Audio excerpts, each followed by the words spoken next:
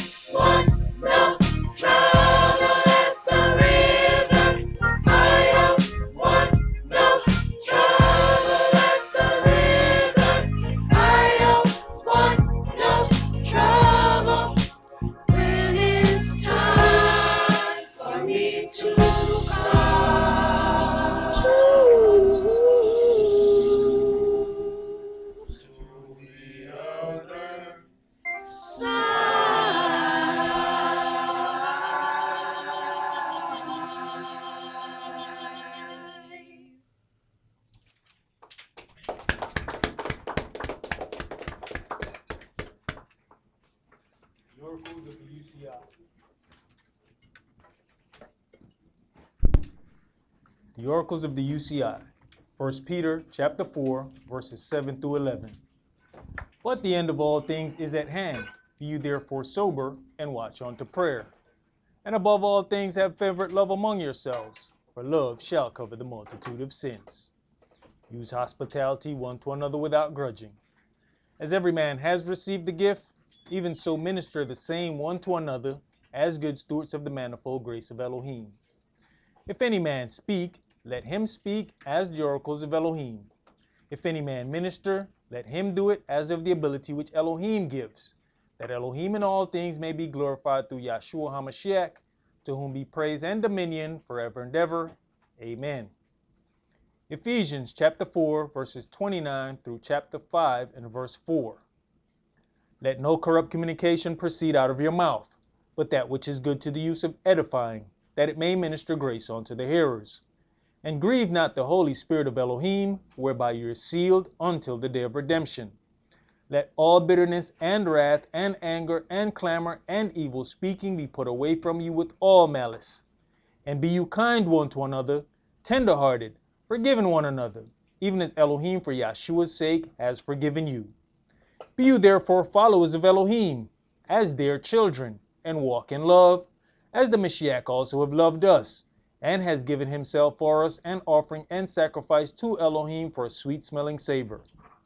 But fornication and all uncleanness or covetousness, let it not be once named among you as becomes saints. Neither filthiness, nor foolish talking, nor jesting, which are not convenient, but rather given of thanks. Ecclesiastes chapter 5, verses 1 and 2. Keep your foot when you go to the house of Elohim, and be more ready to hear than to give the sacrifice of fools, for they consider not that they do evil. Brother, let me get to you right there. That is a very important part when we talk about the oracles. These oracles are put in place so that we do not anger the Elohim of Israel, so that we don't step in the way of that spirit, so that when we do those things, read that last part again. Keep your foot when you go to the house of Elohim, and be more ready to hear than to give the sacrifice of fools, for they consider not that they do evil. They consider not that they do evil. So we could be at a point that somebody has a job, and then when someone starts giving suggestions and recommendations against another individual's job, they don't consider that as evil. But that person has a charge that they have to commit. And then when people then come and start, to give suggestions and all these things, suggestions around their own convenience, of course, not suggestions about what could possibly make this better or what could make this a holier situation. It's all about the convenience of that particular individual. They don't consider that as evil. But what they're doing at that point is getting in the way of the spirit. And later on in the oracles, we cover something that deals with that. And this is the difference about sanctifying something for worship and just having a gathering. See, a gathering can be done however you want to do it. When you are talking about inviting the angel to come in and sup with you and you with him, you have to put some things in order. You can't just do that any old kind of way. And if you allow somebody to do that, you are basically putting their lives in jeopardy. Go ahead. Be not rash with your mouth, and let not your heart be hasty to utter anything before Elohim. For Elohim is in heaven, and you upon earth.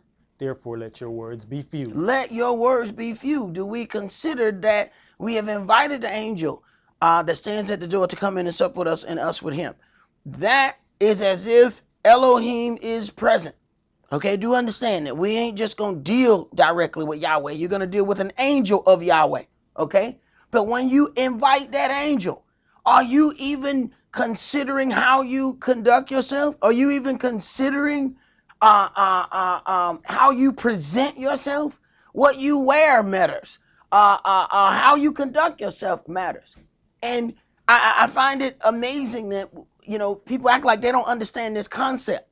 But when you see someone out in the parking lot, even at the job, we notice they talk different in the parking lot of the job than they talk inside the job. That ain't but 30 steps away. They way more relaxed in the parking lot than right amongst everybody else. So how is it we can understand that, but we don't understand when you come before the Elohim of all the earth that you need to consider act like you somewhere. So when we get to the point of now we want to normalize it and make it just a hangout, we are putting people's salvation on the line, and we're doing it for our own convenience, and that's a problem. Go ahead. Exodus chapter 23, verses 20 and 21. Behold, I send an angel before you to keep you in the way and to bring you into the place which I have prepared. Beware of him and obey his voice. Beware of him and obey his voice. Okay, you have the spirit that is guiding each congregation in the way that they should go. This is something that people just have not considered. Each congregation has a direction, and when people just jump from congregation to congregation, you have an angel, even if that is an approved place of Yahweh. Let's say Yahweh said, this is my place, but then that place down the street is also my place too. Well, he got a spirit over that place to lead it where it's supposed to be.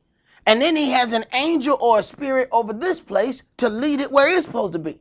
Let's say you keep jumping from site to site.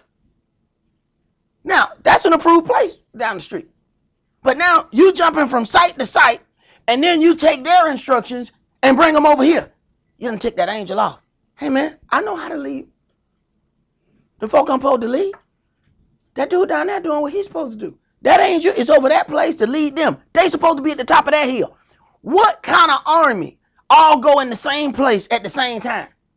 How is it we got people who live in the who've been in the military?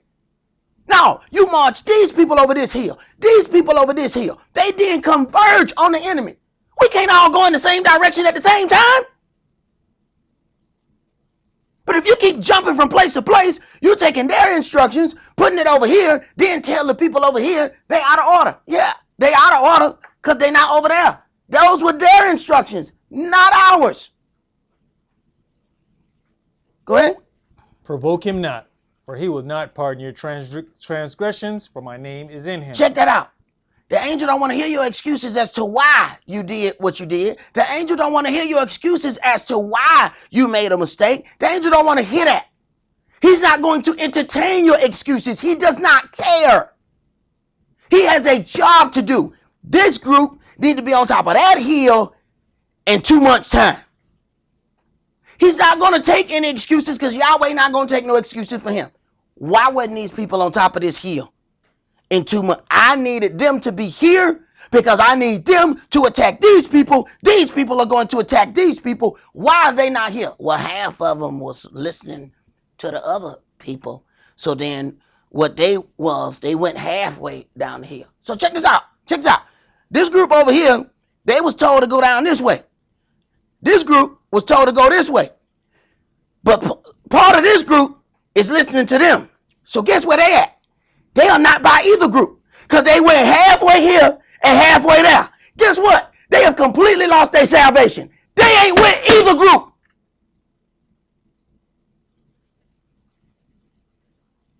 But both of them groups getting their salvation. Now, how stupid are you sitting in the middle? You ain't with neither one. Because you halfway with one and halfway with the other, you have completely lost your salvation. But yet both of those groups were approved groups.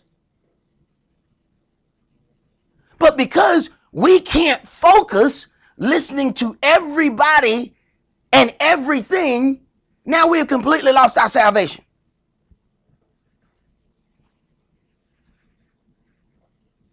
There's a reason why when they have meetings at businesses, they call them in per department. You have to get your instructions for the department that you're in. You can't get instructions from the sales department and you work in the stock room. Go ahead. Revelations chapter 3, verses 20 through 22. Behold, I stand at the door and knock. If any man hear my voice and open the door, I will come into him and will sup with him, and he with me. To him that overcomes will I grant to sit with me in my throne, even as I have also overcame and am sat down with my Father in his throne. He that has an ear, let him hear what the Spirit says unto the churches. All right, Shabbat Shalom. Shabbat Shalom. Which is peace on Yahweh's holy Sabbath day. And welcome to another holy convocation that Yahweh has enjoined unto us here in Stone Mountain, Georgia. You know, the more things come about on the earth, the more precious Yahweh's holy Sabbaths are going to be. Not gatherings. Understand, we continually pass places that are not even keeping their Sabbath at this particular time. And you find out that there are individuals who want us to all be at home as well. But the servants of Yahweh ain't doing that. See, when the going gets tough, Yahweh gonna see who is going to be on his side. And several times we can go back in the book. When they came off the mount, there's a party down there. Moshe said point blank, let me see who's on Yahweh's side. That wasn't any altercation between Israel and some other nation. That was an altercation between Israel and Israel. Are y'all preparing for that?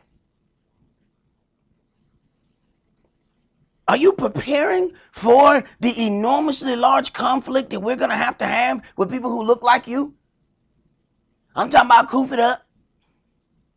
They got on garbs just like you. They wearing fringes just like you. Are you ready? Because I think we have a tendency to practice looking at the enemy looks completely different than us. That's a real easy fight. But that's not the first one.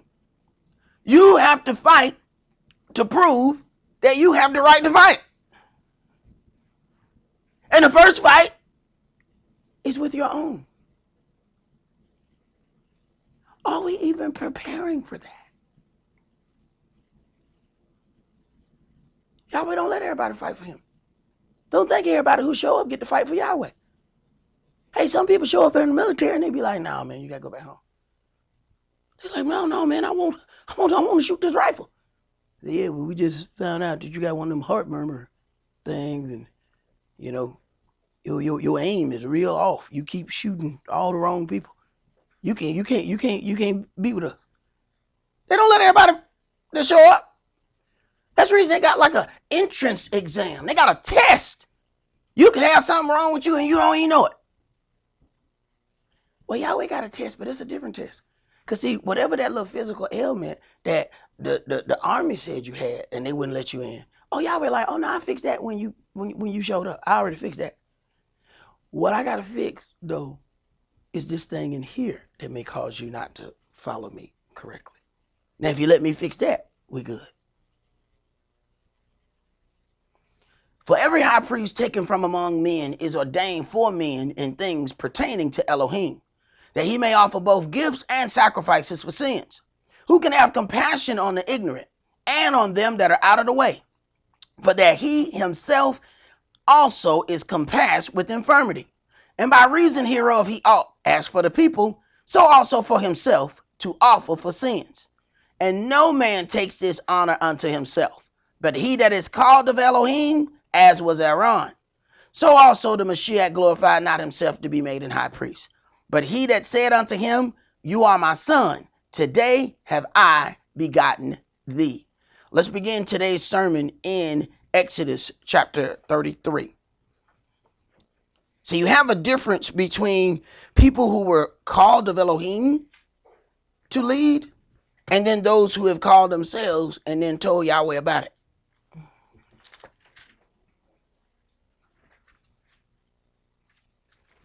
See, those who were called, they were exercised. See, when the children of Israel desired a king, they got Saul. Saul was never trained. When Yahweh said, I found Dawid, a man after my own heart, he had already been training him with them sheep. See, Yahweh can train you in the damnedest of things. You don't even know you being trained. It's some real wax on, wax off kind of Daniel son going on. He ain't explained to you how he's actually training you. Yet he's training you. I wonder if some of y'all realize that y'all have been trained and that y'all have gone through some things that is actually training you for the next level. See, us who came from the other congregation when my elder was alive, there's some things that we sit back and talk about because we know what we're looking at because we have already seen it before. But we got to wait. That's the one thing I did not have before the word. Zero patience. Okay? I would see something and I had to point it out. Oh, I see what you're doing. The Spirit gave me calmness. Sit back, wait. Because you got to let something mature. Because there's a difference between chess and checkers. Chess, you move real quick. You heard? No, calm down. Calm down. Watch this move right here. See if you can pick out the next two. He finna go there, and then he gonna go there. So, since he's going there, I'm finna go here, and I'm gonna wait for him to come over here. But you gotta sit there. You can't announce the move. You gotta wait. But because you have gone through some things and Yahweh has given you some pause, what happens is sometimes people don't believe that you recognize what is going on. Yahweh calls, and here's the thing. If Yahweh wants that thing to progress anyway, he will hide it from everybody in the room. I don't want you to deal with it. I'm going to make you feel a certain way, but I ain't going to explain to you why you feel that way. I'm going to wait until I explain to you why you feel that way. Exodus chapter 33, and let's start that at verse 7. And Moshe took the tabernacle and pitched it without the camp, afar off from the camp. Moshe took the tabernacle and pitched it outside the camp, afar off from the camp. Okay? What did he call it? And he called it the tabernacle of the congregation. The tabernacle was set apart from everybody else. Why? To separate it from the uncleanness of Israel. Israel is constantly attempting to move the tabernacle back to their natural dwelling. This is what all the shindigging is about. To constantly take the tabernacle and move it back so it will be common among men. Yahweh did this as a protection for Israel. Because he said, if I leave my tabernacle amongst you and you keep doing whatever that is at your little natural house and you try to have my tabernacle there, I'm going to end up having to kill you. This was a protection. See, when we began this congregation, we had to start in a house. But there's a whole lot of things that people don't understand. The sanctification and things that went on when the Sabbath began. There's people that lived in that house who couldn't come downstairs once I sanctified the room. When people doing their gatherings, did they talk to you about any sanctification? Did you ever notice that, somebody was in the room and never came out? No, because they just gathering. And they got people's salvation in their hands. Go ahead. And it came to pass that everyone which sought Yahweh went out onto the tabernacle of the congregation, which was without the camp. Right. So you don't seek Yahweh from your own personal house. See, this is something different when you have a situation where we have many members that are nowhere near here. That's something altogether different. If you are in distance to reach, Yahweh knows how to do righteous judgment. What it says, he says, I judge between cattle and cattle. He know the difference between somebody who lived 8 houses away and somebody who lived 880 houses away. He said, Yahweh can't tell the difference. So it becomes exceedingly sinful when he looks at, hey man, you could have slept walking got there. Go ahead, bro.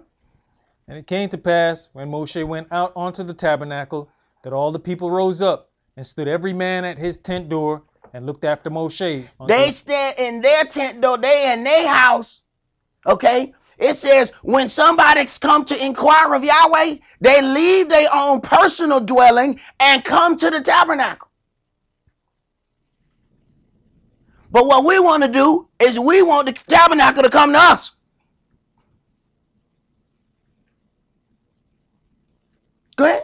until he was gone into the tabernacle. And it came to pass, as Moshe entered into the tabernacle, the cloudy pillar descended and stood at the door of the tabernacle. And Yahweh talked with Moshe. And all the people saw the cloudy pillar stand at the tabernacle door. And all the people rose up and worshiped, every man in his tent door. Every man in his tent door, except. And Yahweh spake unto Moshe face to face, as a man speaks unto his friend. And he turned again into the camp.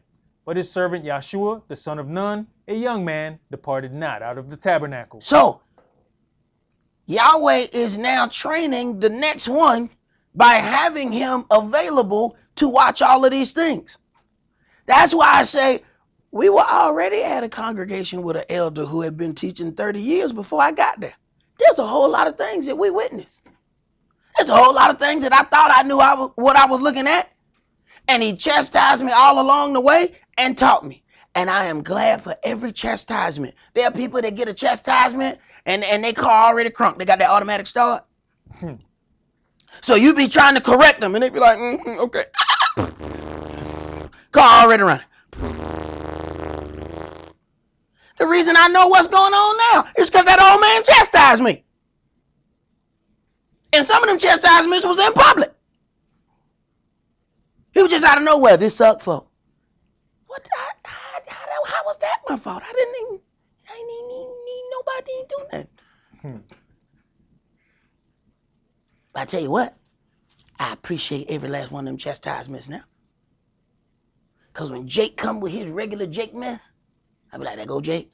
Look at him. That's because of the teaching of the old man. You can tell people who wasn't taught by the old man. Watch him. You can see. You ain't got no old man in your life, boy. I see how you moving. You ain't had no old man. See? When you have one of them old men, they come here, little boy, let me tell you something. What you doing here? You gonna run yourself crazy. Remember now, it was Moshe's father-in-law who said, hey man, what you doing? Man, this ain't how you be no priest. Man, you gonna run yourself in the ground. Now, he wasn't even no priest for Yahweh, but he understood priesthood and dealing with multitude of people all the time. He said, man, you gonna run yourself in the ground. Come here, man. You need some people, approved people around you so that they can deal with some things and then you can deal with the bigger things. But then sometimes you have those people, they say, you know what? Now that I done got close to the seat, I want that seat. I don't want to be one of the approved people. I want to be that man right there. Go ahead, bro. That was it. That was it. Let's go to our Numbers chapter 27. And this is exactly what happened with Moshe. Soon as he get these others to come around and help, now there's some that looking at the seat. They don't want their job. They want his job.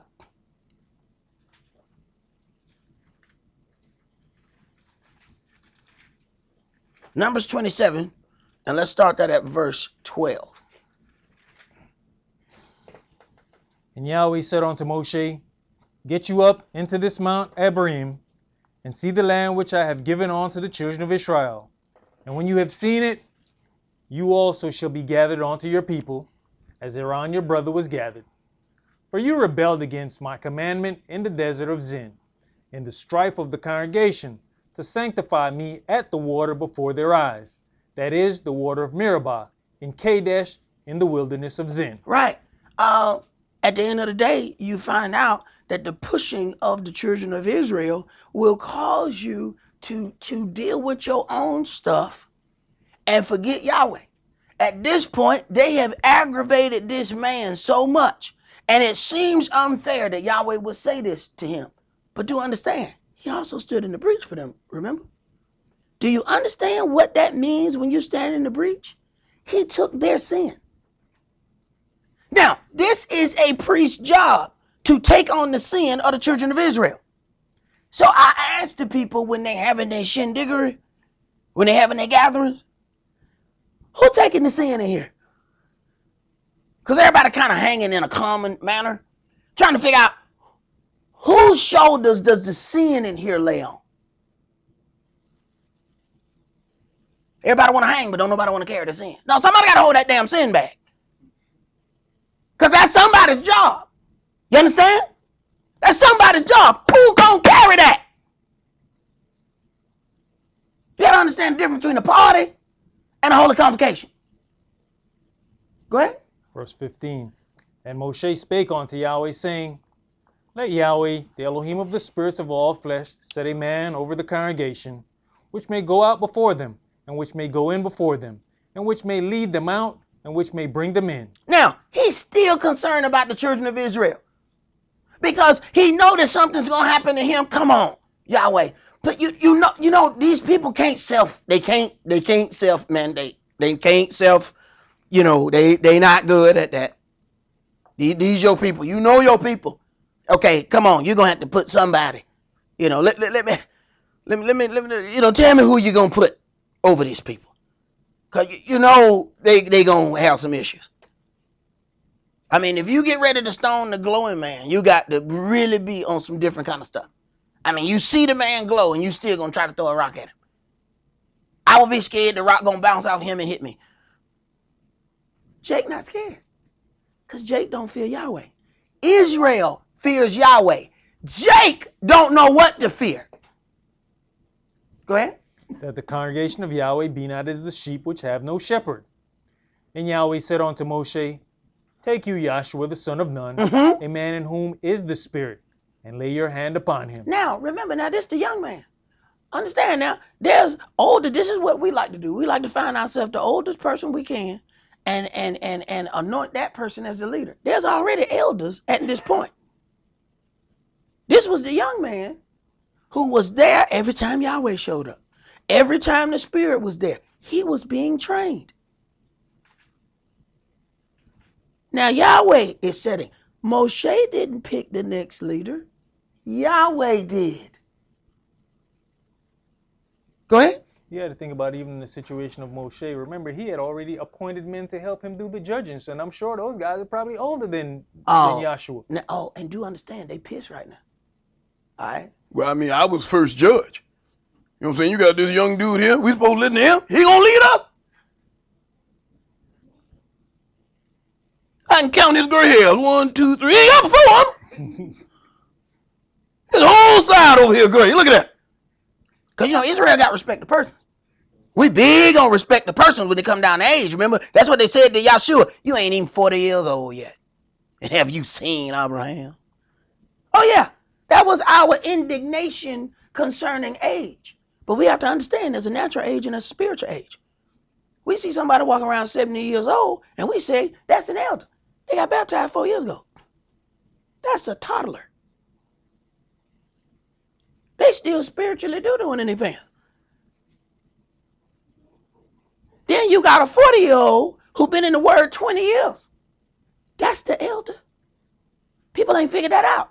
The 40-year-old dude is the elder, and the 70-year-old dude is the toddler. They ain't got but 4 years in the word. But those of the flesh do mind the things of the flesh. And those of the spirit, the things of the spirit. So we run to a toddler. You got to think about that. Put that in natural sense. We fall and then go run to Gabby. Gabby, what should I do? You probably should have asked Gabby mama. But, read, bro. Verse 19. And set him before Eleazar the priest and before all the congregation, and give him a charge in their sight. And you shall put some of your honor upon him, that all the congregation of the children of Israel may be obedient. Wait a minute. Now, he already had the Spirit. Now, when you lay your hands upon him, some of your spirit is then going to go into him. This is what happened when someone is anointed as a leader. Some of that individual's spirit is then borrowed. You understand how then deceptive it would be if Joshua then went against Moshe after he's received of his spirit at the anointing? Read, bro. And he shall stand before Eleazar the priest, who shall ask counsel for him after the judgment of Urim before Yahweh. At his word shall they go out, and at his word they shall come in, both he and all the children of Israel with him, even all the congregation. Now, you see they have to do this in the sight of Israel because they know that Israel, we are habitual line crossers. You show us a line and we crossing that line. We crossing the line just because you drew it. We would have been fine if you didn't draw that line. Oh, that's the line? Oh, I'm crossing that. You can believe that. I'm going to show them. I ain't no punk. That's right. Naphtali, baby. You know what I'm saying? I mean, we be on some stuff, bro. We cross the line for no reason at all. Go ahead. And Moshe did as Yahweh commanded him, and he took Yahshua and set him before Eleazar the priest and before all the congregation. Before all the congregation. See? So, because understand, we constantly question the man who glowed. All right? So you know we gonna question this young dude. You already know they finna question the young dude. Man, we elders, bro. You know they gonna question him. Go ahead. And he laid his hands upon him and gave him a charge as Yahweh commanded by the hand of Moshe. All right, let's go to Exodus chapter 24. Now, Yahweh made sure that the children of Israel would witness the young man Yahshua being anointed as the next leader after Moshe. The children of Israel have historically had issues remembering who they were supposed to listen to. Even after witnessing countless miracles performed by Moshe, the children of Israel tested him constantly, even on some occasions threatening to stone the very one that delivered to them the law and baptized them with the miracle waters while exiting Egypt. Exodus 24, and let's read verses 1 through 18.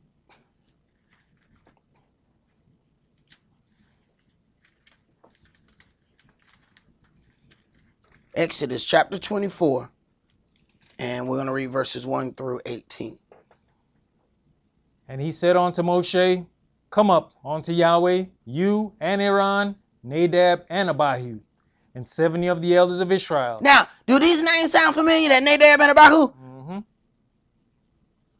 See, later on you find out they want to do, their own thing. What happens? They get close enough. See, they have some authority, but they want all authority. So now they have gotten some honor. They have stepped out from the rest of the congregation. But that authority is not enough. They want more. Go ahead. And worship you afar off. And Moshe alone shall come near Yahweh. Now see, now we got a problem. He can go all the way up there. I ought to be able to go up there too. You got to understand somewhat of the indignation against some of these people that's coming from some of these people. They believe, first of all, they have bared the brunt of Egypt's problems. Moshe was in a palace when he was in Egypt. Okay? And then he show back up. They got a different kind of thing because they already feel like he ain't suffered with us. They don't know what he done went through in these 40 years being a fugitive for them. They don't know about the things that he has had to deal with. They don't even consider the great sacrifice that he made in even trying to avenge one of the Hebrews. None of that comes into play in our mind. It's, we went through this and he wasn't there. So there's a slight bit of indignation already there with the children of Israel, period. Because Yahweh, you got to consider something. Yahweh didn't just grab one of them to bring them out who had been amongst them. You have to consider how that would have looked. Okay? If it had been somebody who was always there the entire time that they were in that captivity, and then that person all of a sudden did these miracle type things. No, to them, Moshe was an outsider. They ain't seen him in 40 years. And when you was here, you wasn't never here. You stayed up there. And y'all know we like to have indignation against rich people. Because they thought they rich. I can't stand them. Is that a Ferrari? Oh, that's his fault he got a Ferrari? He must have done something evil. Why did he have to have done something evil? Because he got something that you ain't got. Read, man. But they shall not come near, neither shall the people go up with him. And Moshe came and told the people all the words of Yahweh and all the judgments, and all the people answered with one voice and said, all the words which Yahweh had said will we do. Lie. Go ahead. And Moshe wrote all the words of Yahweh and rose up early in the morning and built an altar under the hill. Okay, stop. Who wrote the words? Moshe. Who wrote the words? Moshe. Who really wrote the words? Mana mana do do do do do. Mana mana do do do do do. Mana mana do do do do do do do do do do do do. What is Joshua there for? Thank Minister. you. He's a servant. Mm-hmm. So I ask you again, who wrote the words? Thank you. Why do you think he's an approved servant? You think the old man writing the stuff? What you think he got the young boy there for? And if he wrote all the words, what happens when you write them down? Hello? So while people going through the internet, I need to be giving some assignment. Go down and write down Exodus. I need to see your Exodus when you get back here next Sabbath. And if it ain't in your handwriting, I'm sending it back. No, this is your wife's handwriting. That's not yours. Take that back. Because you know, we operate old school, baby. Can you do my homework? If it ain't your writing, go back home. Go ahead, bro. You know, even with the respect the person with Yahshua, you got to consider he's also privy to conversations that there will never be privy to. And, you know, there is question and answering going back and forth to get understanding of what Yahweh needs you to go put forth. Yes. And being an obedient servant, you never hear him getting chastised in any of these things. Let me tell you something. My two youngest kids can tell you exactly how to do that. Because when it goes past their bedtime, you won't even know they're in the wrong. You'll be talking and talking and you look, how long you been in here?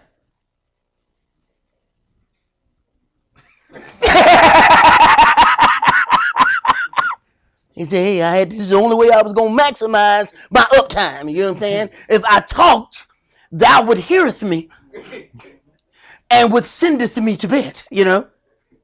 Oh, no. So, Yahshua was just sitting there in between Yahweh and Moshe. But he know, lips closed, open mouth die. Why you think Yahweh said? That's a man that's got spirit. Because he learned how to shut up and not get up there and put his 2 cents. See, this is us. We be around, we be privy to 2 conversations. Now we offering our thing. I wouldn't do that. I wouldn't open my mouth if I was you. Shut up. Joshua knew. Shut up. What? He need to do what? And then you gonna do what? Oh my God. Here's everything. But he learning. So Yahweh didn't just say, hey, give me the next old dude. No, give me that dude who knew how to shut up the entire time me and you were talking. Give me him. That's who I want. He didn't start no rumors.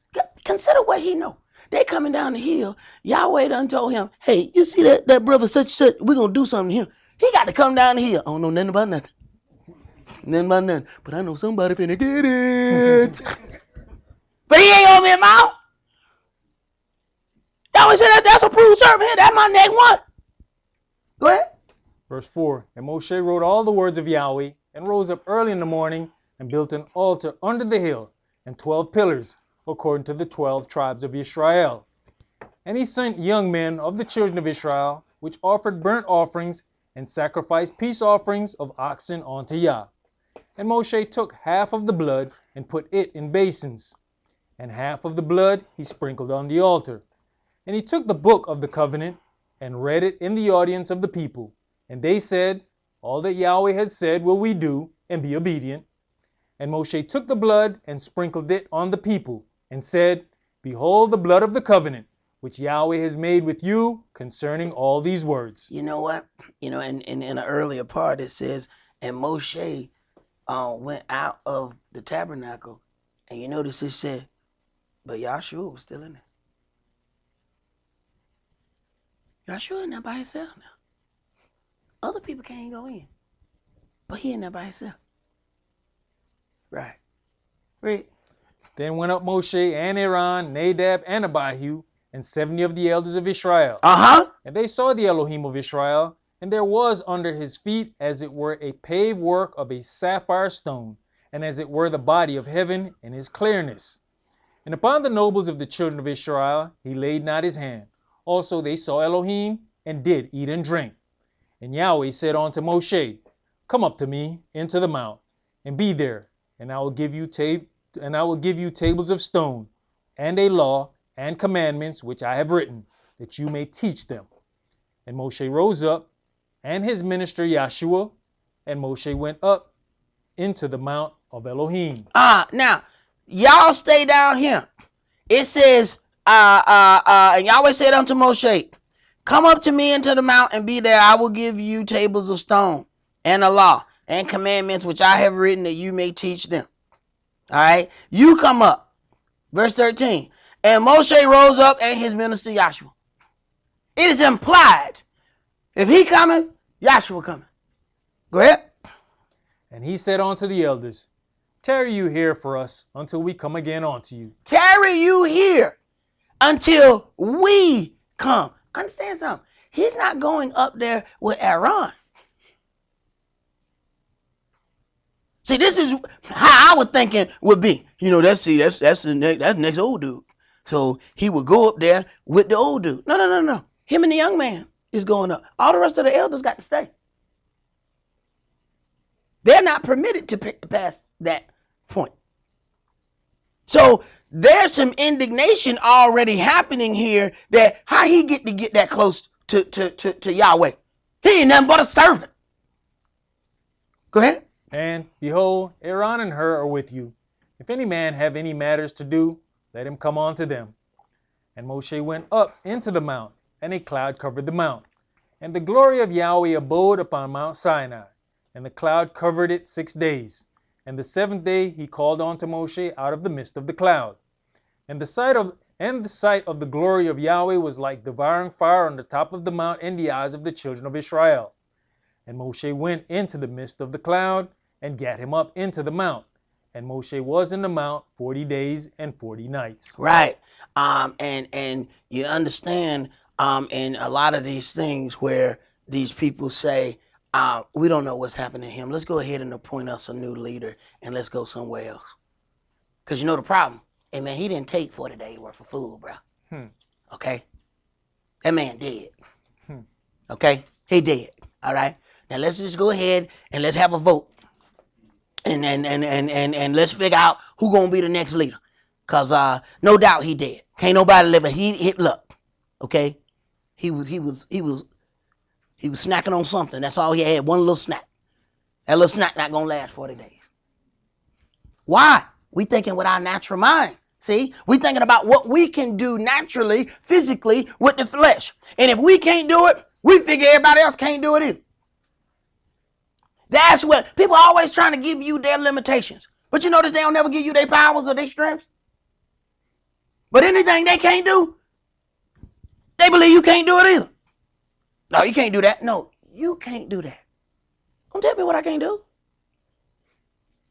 Your limitations ain't got nothing to do with me. Let's go to Numbers chapter 17.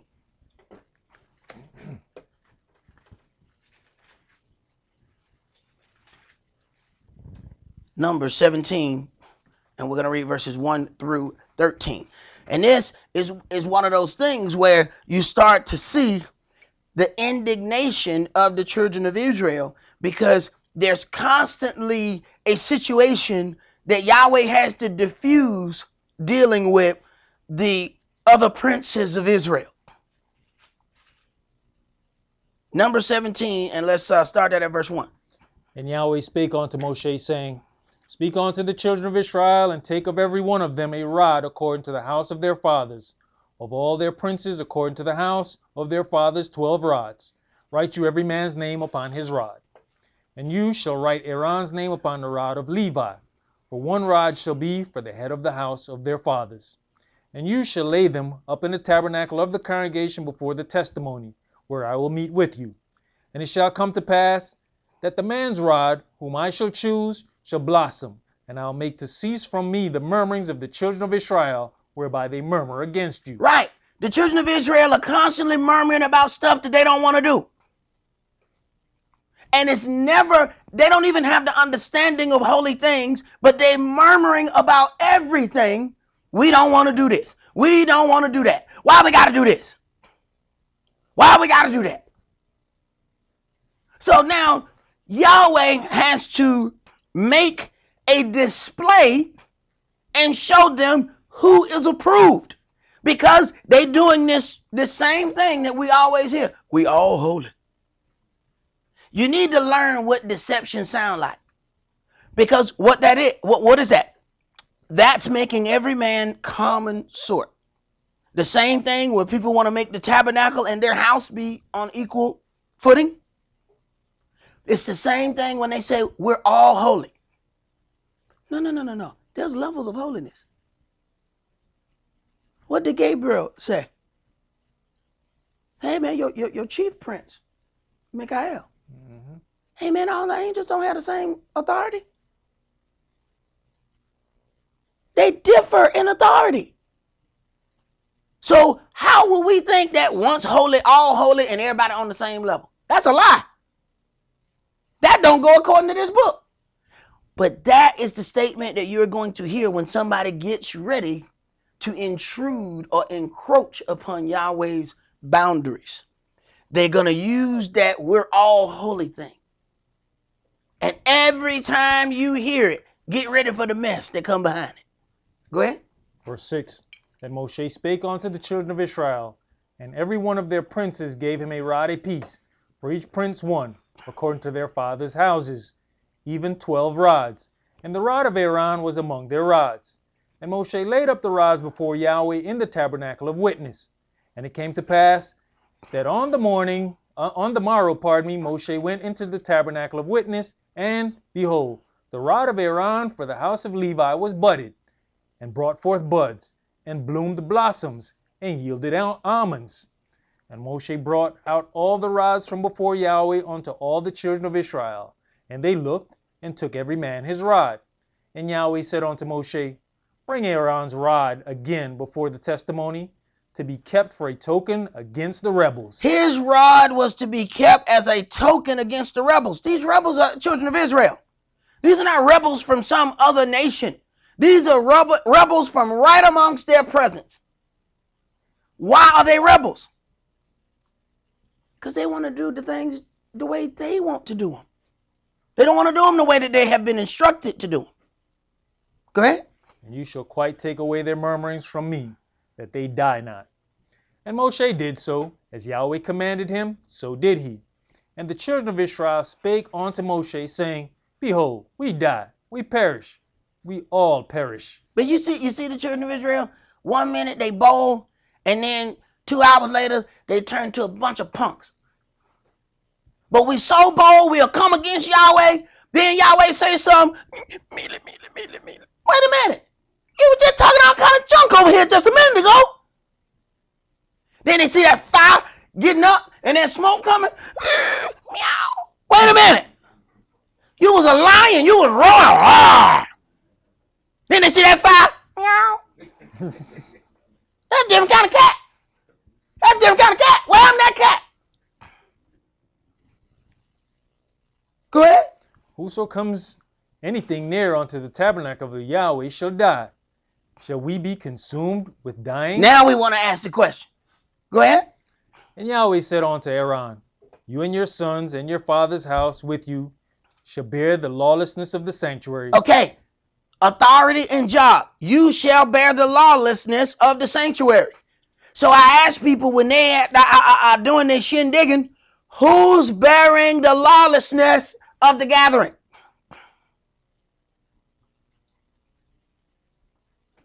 You need to be asking that when you walk in the door. Hey, how y'all doing? Who bearing the sin in here? Right? Go ahead. And you and your sons with you shall bear the lawlessness of your priesthood. Wait a minute. You and your sons and your father's house will bear the iniquity of the sanctuary. And you and your sons with you shall bear the lawlessness of your priesthood. See, that's a lot of weight being put on them. You see? See, we want to do all the fun parts. No. Somebody got to carry that sin. Go ahead. And your brethren also, the tribe of Levi, the tribe of your father, bring you with you, that they may be joined unto you and minister unto you. But you and your sons with you shall minister before the tabernacle of witness. And they shall keep your charge and the charge of all the tabernacle. Only they shall not come near the vessels of the sanctuary and the altar, that neither they nor you also die. Neither they nor you also die. So it's your job to make sure they don't come too close. They got a job, but they can only come up to this point. See, that ain't enough for Jake.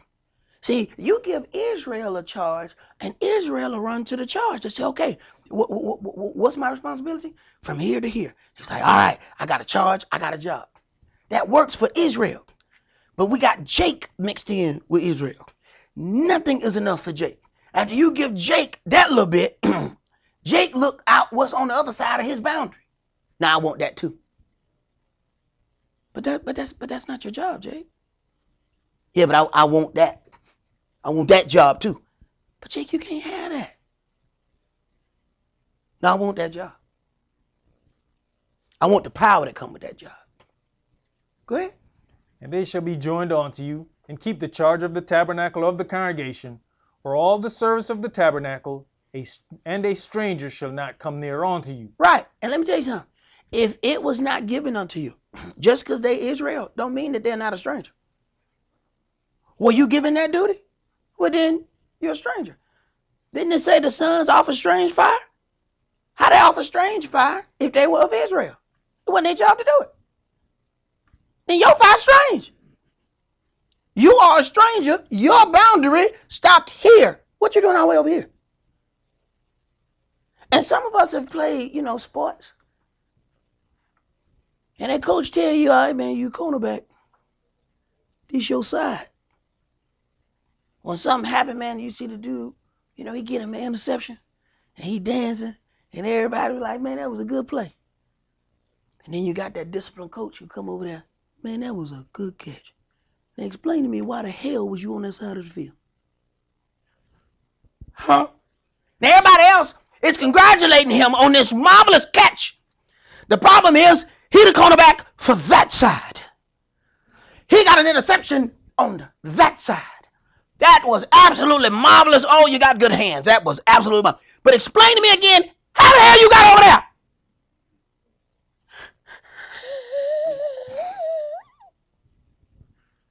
Give me this game ball. You got 50 laps when we get back to practice. Everybody else congratulating him. The coach knows he's out of order. He should not have been on that side. But we don't know the difference. We congratulating everybody. Ooh, you did a good job. Coach, like, you see that right there? That's going to get us burned in the playoffs, boy. They're going to realize that you have a tendency to leave your side. They studying this game film. They're going to make the play look just like that one where you got your little accolades. And you're going to be already practicing your interception dance. But the ball going to go over here. And they're going to get a touchdown. Because you didn't do your job. Go ahead, bro. Verse 5.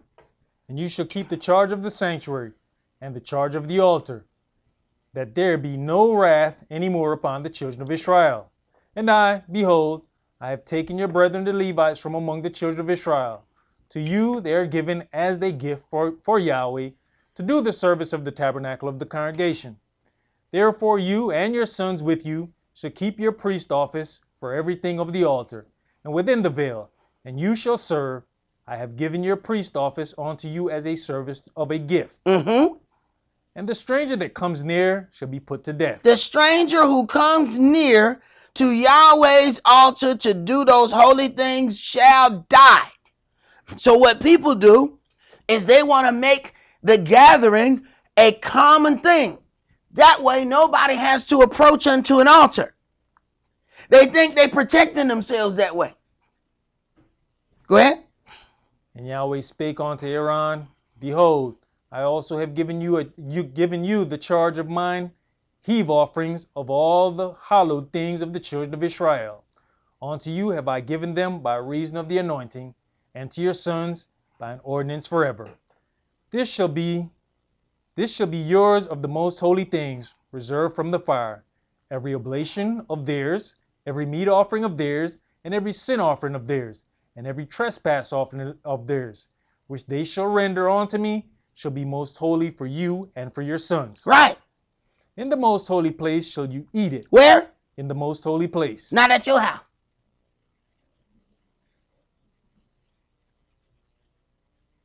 Did he say in the biggest bedroom? What did he say? What did he say? What did he say? In the most holy place. In the most holy place. Well, I mean, some people say, hey, this place is most holy.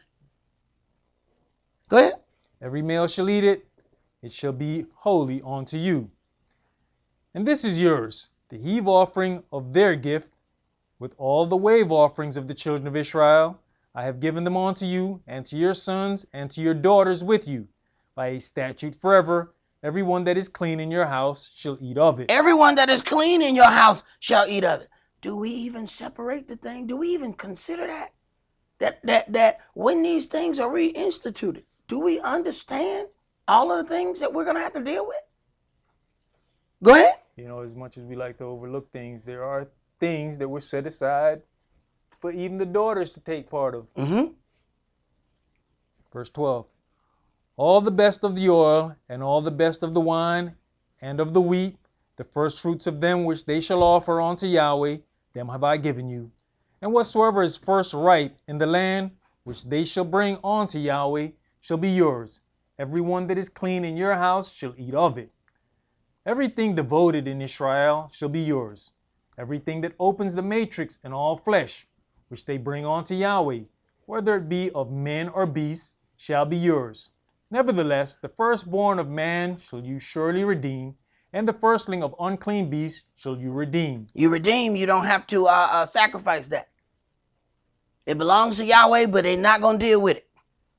You get a redemption for that. Go ahead.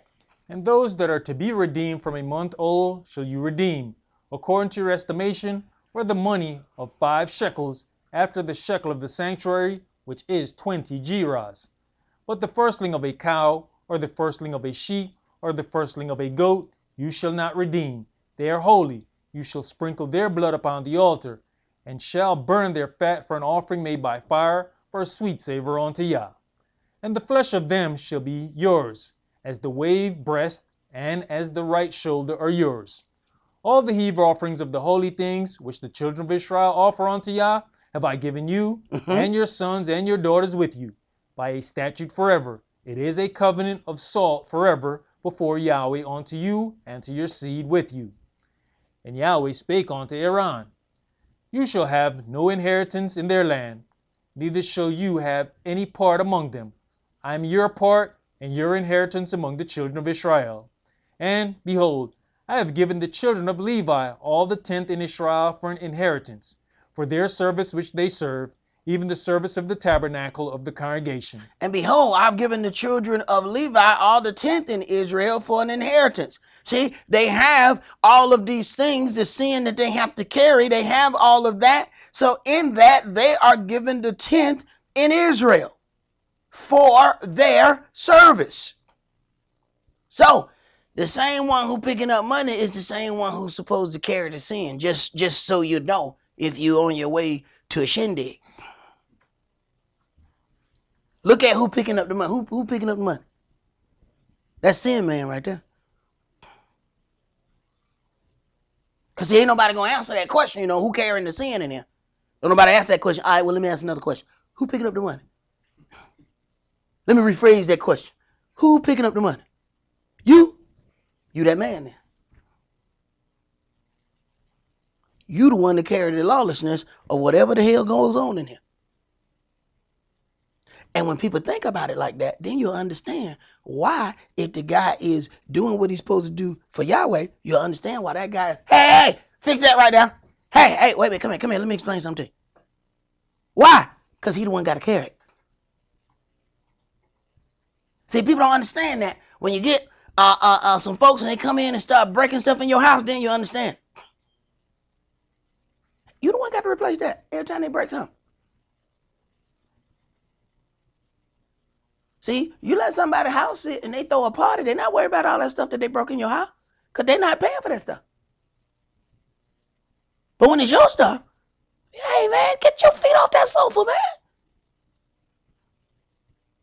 Go ahead. Numbers chapter 18 and verse 22.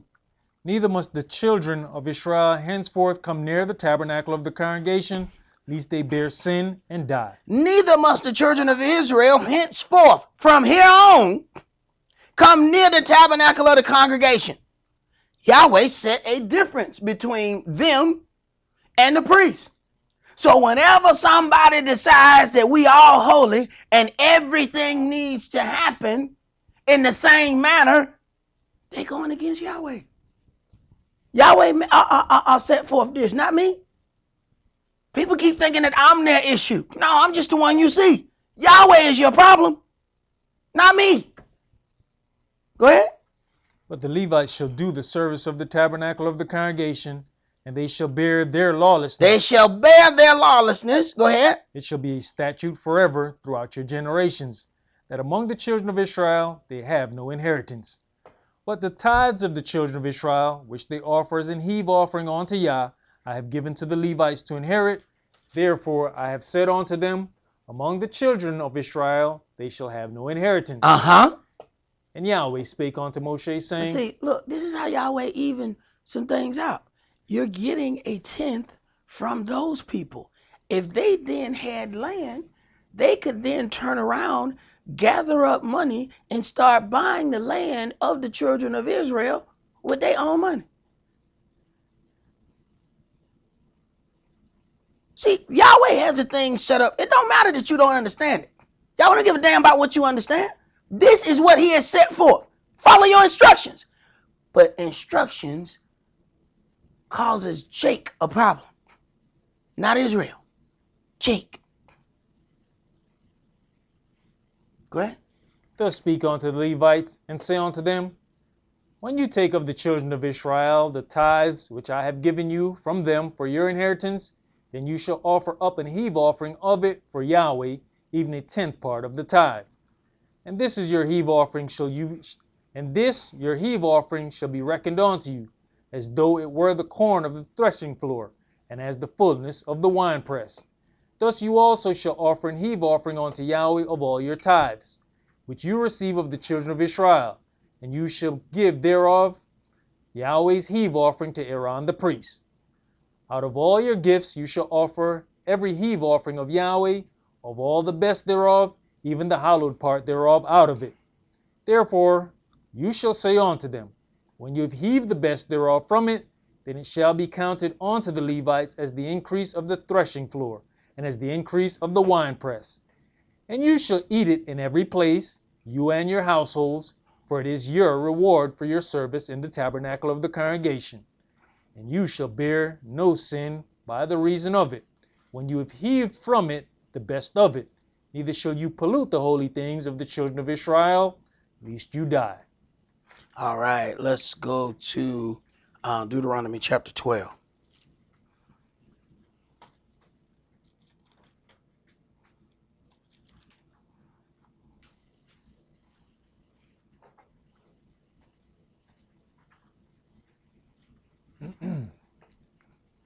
Deuteronomy chapter 12 and verse 1. These are the statutes and judgments which you shall observe to do in the land, which Yahweh Elohim of your fathers give you to possess it, all the days that you live upon the earth. You shall utterly destroy all the places wherein the nations which you shall possess serve their gods, upon the high mountains, upon the hills, and under every green tree. Now see, the problem is now, we like some of them places. Understand now, we all come from some form of understanding, learning something from some other place. Okay? Now, some of us dropped all that at the door. Others brought some of that with them. And then we want to try to mingle that in with Yahweh's word. And that ain't going to work. And that's more difficult to do at Yahweh's house. This is why we like to have a lot of shindigs. So that way we can merge those things together in a way that's more common. See? Go ahead. And you shall overthrow their altars, and break their pillars, and burn their groves with fire. And you shall hew down the graven images of their gods, and destroy the names of them out of that place. You shall not do so unto Yahweh your Elohim, but unto the place which Yahweh your Elohim shall choose out of all your tribes to put his name there, even unto his habitation shall you seek. But unto the place which Yahweh your Elohim chose out of all your tribes to put his name there, his spirit is where his name is. Even unto his habitation shall you seek, and there you shall come. So let me tell you something. Whenever somebody tries to magnify their house over the house of Yahweh, do you understand that they are asking you to sin against Yahweh your Elohim? Do you even understand what you're being asked? Go ahead. And thither you shall bring your burnt offerings, and your sacrifices, and your tithes, and heave offerings of your hand, and your vows, and your freewill offerings, and the firstlings of your herds and of your flocks. You know, Kish will tell you, when we was at my house, we were there constant. There was times that I went to sleep, Kish was still in my house. Kish tell me when he, tell Sock I'm leaving. But when we got a building, then this became that place. We wasn't hanging out at my house no more. So what kind of sense it make for Yahweh to bless us to come out of a house and then we go hang out at somebody else? What's the use of building him a house? What's the use of him building you a house? See, we do that and then Yahweh take our house, then what we got to say? Go ahead. You know, in verse 6 when it says, and there shall you bring your burnt offerings and your sacrifices. And we don't understand, you know, if you doing a shindig and you doing a potluck and you bringing you're taking Yahweh's offerings somewhere else. Oh no. Yahweh allowed for you to be able to get that substance. Say that then. Say that then. Say it. No, I'm gonna tell you what ended up happening. It's supposed to be some stuff coming up here. Somebody's supposed to be bringing asparagus. They show up with some asparagus. It's like 4 asparaguses in there. Now you know why? Because they already had a shindig the night before. They ate up all the damn asparagus. So we got 4 asparaguses. And then we just supposed to spread that out amongst the whole congregation. Right. There wasn't enough left over for Yahweh's house because it was all used in shindiggery at somebody else's house. So now we all supposed to share an asparagus. When you done biting that, brother, can I bite it? Read, man. Verse 7. And there you shall eat before Yahweh your Elohim, and you shall rejoice in all that you put your hand unto, you and your households, wherein Yahweh your Elohim has blessed you. Right. I ain't never had a situation where we brought something and then it ain't enough. But you find out every one of them shindiggery individuals, every time they bring something, it is never enough. How the hell is that possible? How are you always under? Right. Because I ain't have enough for Yahweh's house and my house because I got a shindig already going down. And there are times when people have shindigs on the same day that Yahweh having a holy day. Come to figure out, they late for Yahweh's holy day because they was still damn shindigging. Are you serious? You're not going to show up to Yahweh's thing to keep your damn shindig? And then inviting other people to sin with them. Go ahead. You shall not do after all the things that we do here this day, every man whatsoever is right in his own eyes. What's right in his eyes? What I think, what I feel, what I believe. What do the word say? Nobody care about what you think. This is what I feel. This is what I believe. Man, I almost became homeless to put this place together. You think I'm going to turn around and piss Yahweh off by authorizing shindigs at other people's locations?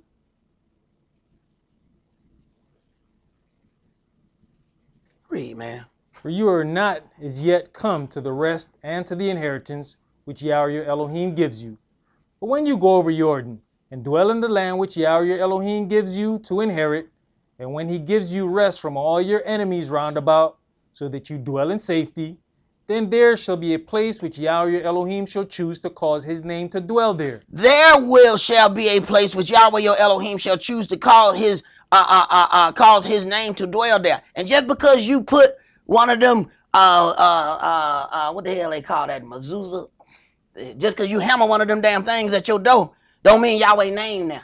Whatever, that stuff they be getting from the Ish. We like to go on ish.com, you know what I'm saying? And we get all Jewish things and we put it all over our damn house and think that make us, more Hebrew-like.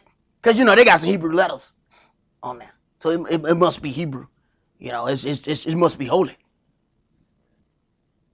Read, man. Thither shall you bring all that I command you, your burnt offerings and your sacrifices, your tithes, and the heave offerings of your hand. Right. That's where you're supposed to bring all that stuff. But if you have already picked out of it to have your own personal shindig, what then happens to your offering?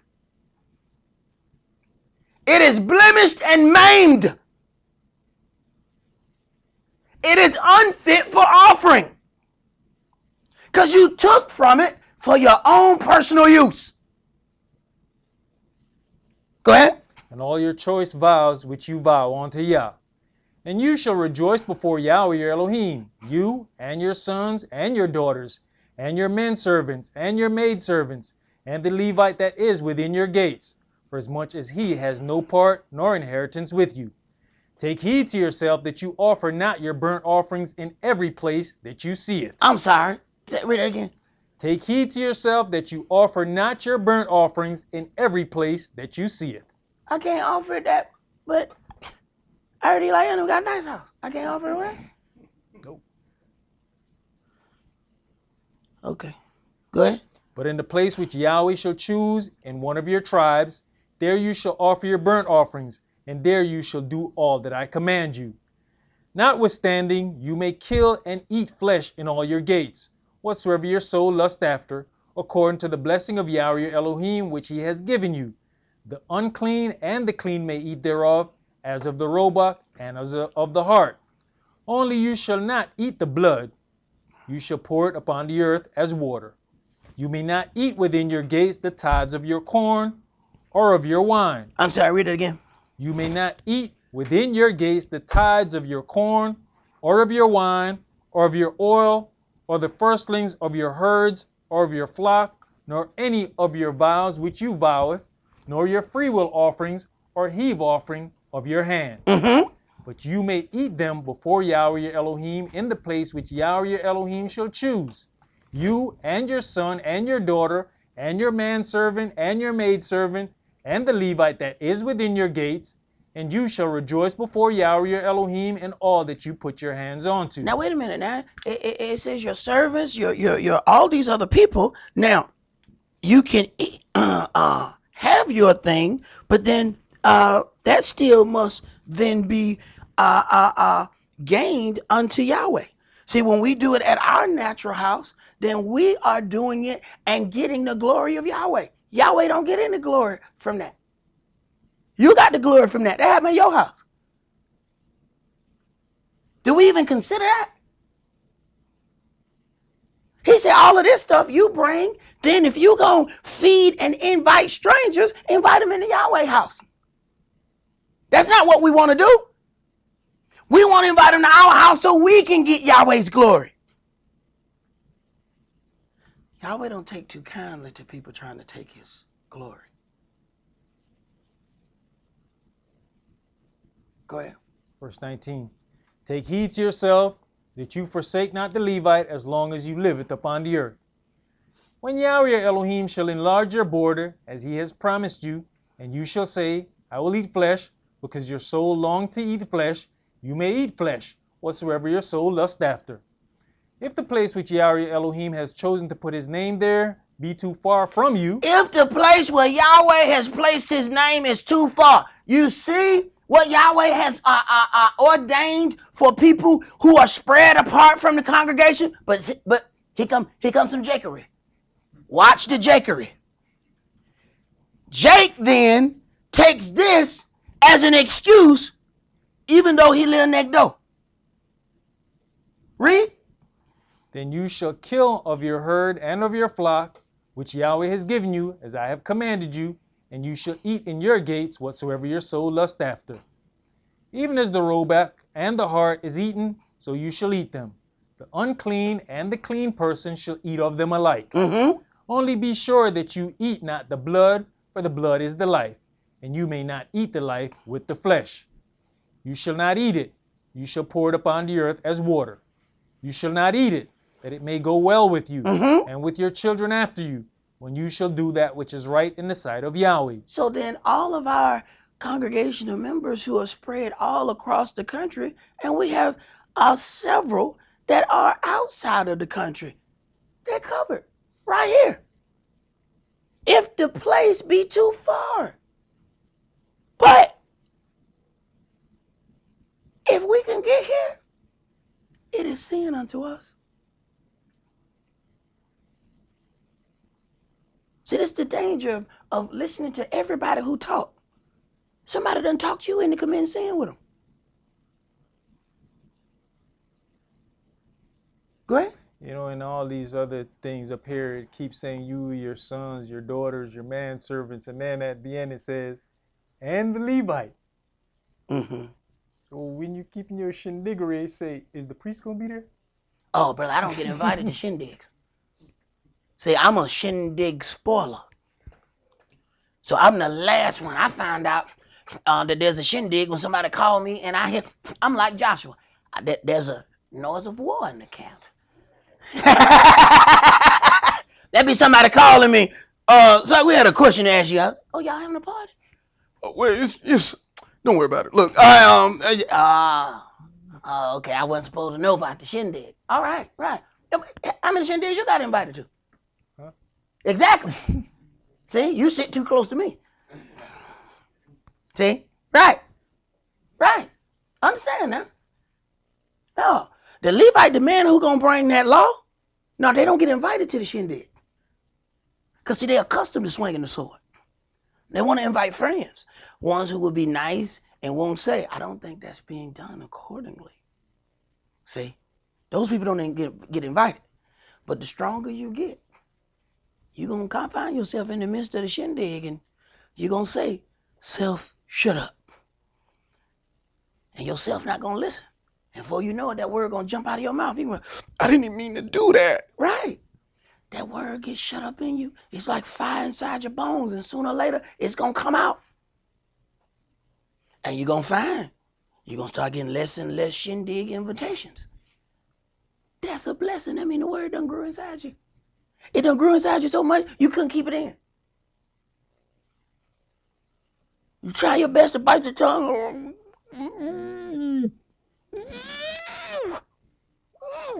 Like, that brother going to blow up in a minute. Right. That word trying to come out of him. And he trying to keep the peace. But sooner or later it's going to overcome you. And that's what it's supposed to do. It says you shall not suffer sin to be upon your brother. You're just going to sit there and try to be peaceful and not say, you know what, I think a bit of this might be just a little tad bit sinful. You shall do that unto your brother and not suffer sin to be upon him. Go ahead. Verse 26.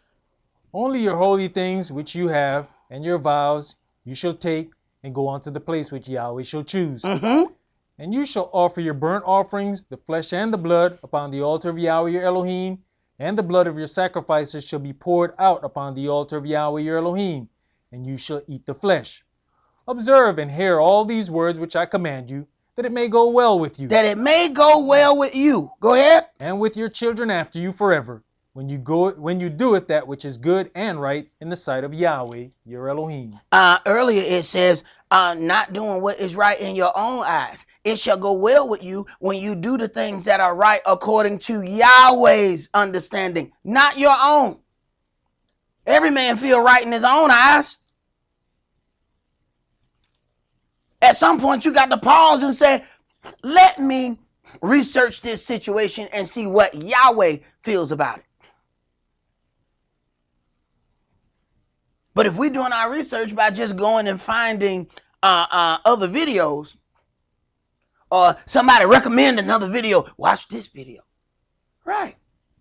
Because that one right there say what they wanted to say. See, what people have to do is learn how to do research. Even when we doing something, do you know, when I'm researching a topic, I research the people who say something for it and the ones who say something against it.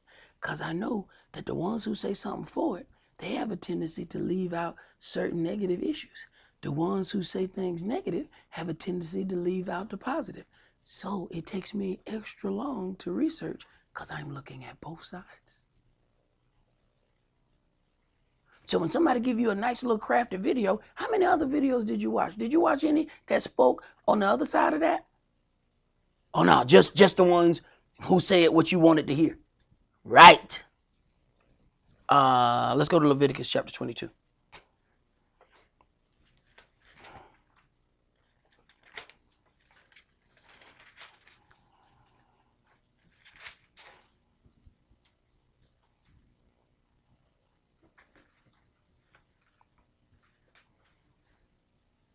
Leviticus 22, and let's read verses 1 through 16. And Yahweh spake unto Moshe, saying, Speak unto Aaron and to his sons, that they may separate themselves from the holy things of the children of Israel, and that they profane not my holy name in those things which they hallow unto me. I am Yahweh.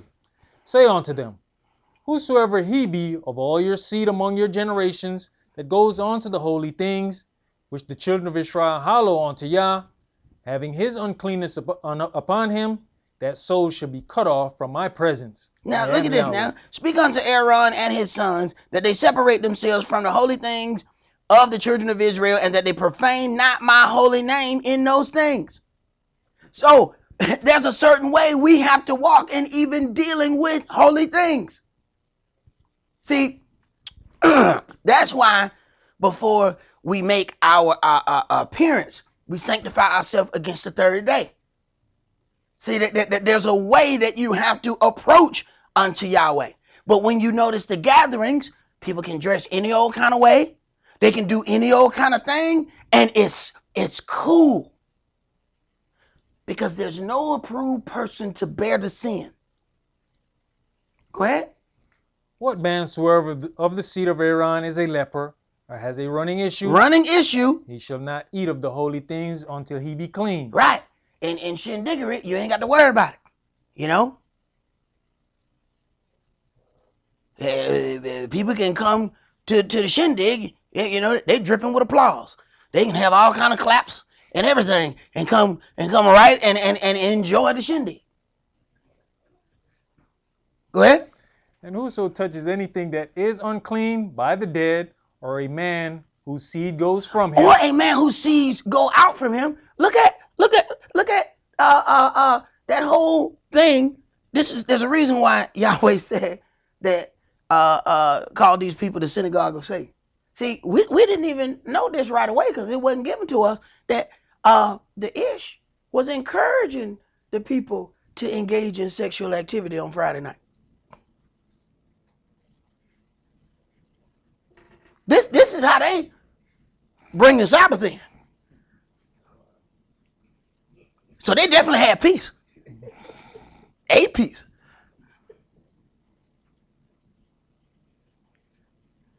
Oh, it's synagogue of Satan. So it don't matter what you wear. Hell, all y'all unclean anyway. It wasn't said it was okay. It was said to that it was expected. It was a blessing for them to do that. And sometimes it's hard for people to come out of that mindset because they just got made Friday fun time. Fun time Fridays. What day is it, baby? Fun time Friday, girl. Right? There's a reason why Yahweh called them the synagogue of Satan. Because this book speaks exactly against that. Keep reading. Or whosoever touches any creeping thing, whereby he may be made unclean, or a man of whom he may take uncleanness, whatsoever uncleanness he has. Let me tell you something. Even Christianity didn't teach us that. Christianity just didn't say nothing about it. But they didn't encourage it. I ain't never heard the pastor say, now you meet here Friday night, Saturday night, you have a good time, so you can pray loud in the morning. I ain't never heard that. And if somebody told me that, I'd be like, oh, you're going to have to find that right now. I'll have to read that with my eyes. How is it we don't question certain things? Hey, you're going to have to show me that one. Go ahead. The soul which has touched any such shall be unclean until even, and shall not eat of the holy things unless he has washed his flesh with water. All right, until he has washed his flesh with water, it says he shall be unclean until even. Go ahead. And when the sun is down. When the sun is down. And people are asking, you know what? They got, they don't pass a law. So are we going to have the holy day during the day? What the hell is wrong with you? No, we're going to do it when the sun go down. Do you realize that is when you are the cleanest? When do you become clean? What did the book just say? When the sun go down. No, we ain't having it in the middle of the day. All of a sudden now we scared of the man. You scared? The book said if a man is afraid before you go to war, call him. He that is afraid, let him go home. Why? Because his fear going to spread to other people. Fear like a disease. That's what people need to be wearing masks for. You got that fear? Read, man. And when the sun is down, he shall be clean. When the sun is down, he shall be clean. We ain't changed not now one of our holy days. We ride by whole congregations, they still shut down.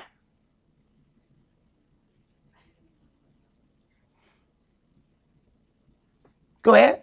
And shall afterward eat of the holy things, because it is his food. But I guess that's good, though, if you want a shindig. Everything happened at the crib. Hey. Go ahead. That which dies of itself, or is torn with beasts, he shall not eat to defile himself therewith. I am Yahweh. They shall therefore keep mine ordinance, lest they bear sin for it, and die therefore. If they profane it, I Yahweh do sanctify them. There shall no stranger eat of the holy thing. A sojourner of the priest or an hired servant shall not eat of the holy thing. But if the priest buy any soul with his money, he shall eat of it. And he that is born in his house, they shall eat of his meat. If the priest's daughter also be married unto a stranger, she may not eat of an offering of the holy things. Once she married to a stranger, she can't eat it. See, but we just mix that stuff all together. That's why the question is, who bearing the lawlessness of this gathering? Go ahead. But if the priest's daughter be a widow or divorced and have no child, and is returned unto her father's house, as in her youth, she should eat of her father's meat, but there shall no stranger eat thereof. Right. See, if she ain't in the right state, he got to make her another meal. No, we eat this here. See, we made some pottage for you. What? No, you can't eat this stuff over here. This holy stuff. How many people gonna do that and separate that from their daughter? No, this is my baby. I'm gonna slide her some of this holy meat. Right. And Yahweh gonna slide some of your holy meat right off of you. Go ahead. And if a man eat of the holy thing unwittingly, then he shall put the fifth part thereof unto it, and shall give it unto the priest with the holy thing. And they shall not profane the holy things of the children of Israel, which they offer unto Yah, or suffer them to bear the lawlessness of trespass when they eat their holy things, for I, Yahweh, do sanctify them. All right. Let's go to Hebrews chapter 13. See, there's certain things that Yahweh is going to expect out of us because he know what things he has allowed to come in our presence. See, iron sharpen iron. And you got to understand that there's certain situations, everybody don't come to church for the same thing. And sometimes people believe that they're going to make some changes in the word, and the word ain't going to change. What he said, I, Yahweh, change not. And what we like to do sometimes is dress up the truth in a lie outfit. Now, I accept the word, but only if you make it look like lianity. I'm sorry? So you want me to make it look like Christianity? I keep the word then. Well, you ain't going to keep the word then. Well, you damn sure ain't going to keep it here. But I'm sure there's some people who, will make those changes for you. Hebrews chapter 13, and let's start that at verse 1. Let brotherly love continue. Be not forgetful to entertain strangers, for thereby some have entertained angels unawares. Right. So if you entertain angels unawares, you are standing in front of an angel. Will he not consider whether or not you are doing things correctly or incorrectly? What happened when one of them tried to make an offering unto the angel and they had them boil something and he said, pour out that broth. It had blood in it. Go ahead. Remember them that are in bonds, as bound with them, and them which suffer adversity, as being yourselves also in the body. Marriage is honorable in all, and the bed undefiled, but whoremongers and adulterers Elohim will judge. Let your conversation be without covetousness, and be content with such things as you have. For he hath said, I will never leave you, nor forsake you. So that we may boldly say, the Adonai is my helper, and I will not fear what man shall do unto me. Remember them which have the rule over you, who have spoken unto you the word of Elohim, whose faith follow, considering the end of their conversation. Remember them which have the rule over you, for they watch for your souls. Go ahead. Yahshua HaMashiach the same yesterday and today and forever. Be not carried about with diverse and strange doctrines. Right. And we pick up them strange doctrines by listening to every person. Every person got something to say. Everybody got a psalm, a revelation, an understanding.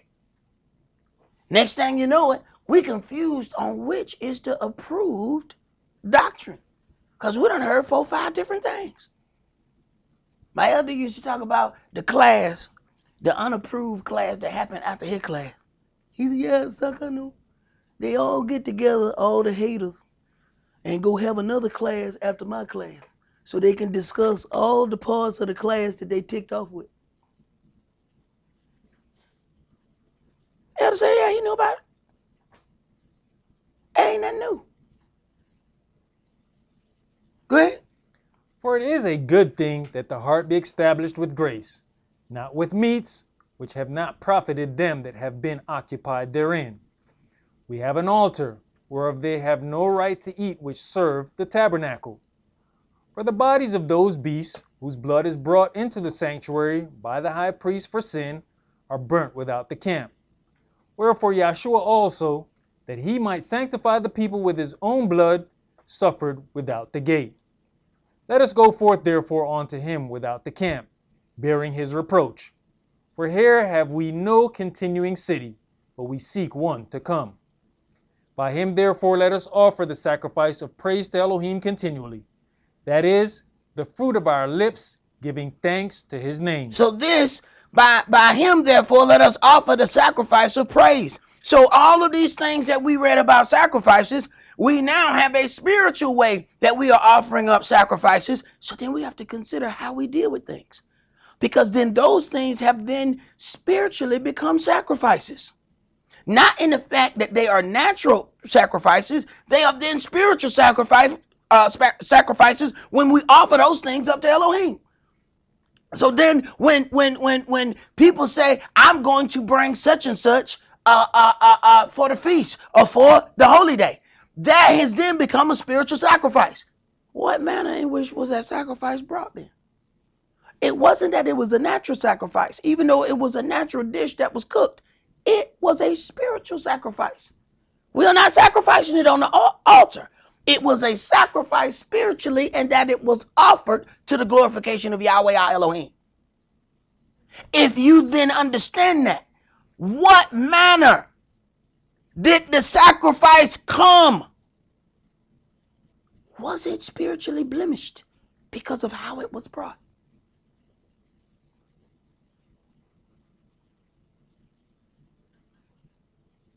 Go ahead.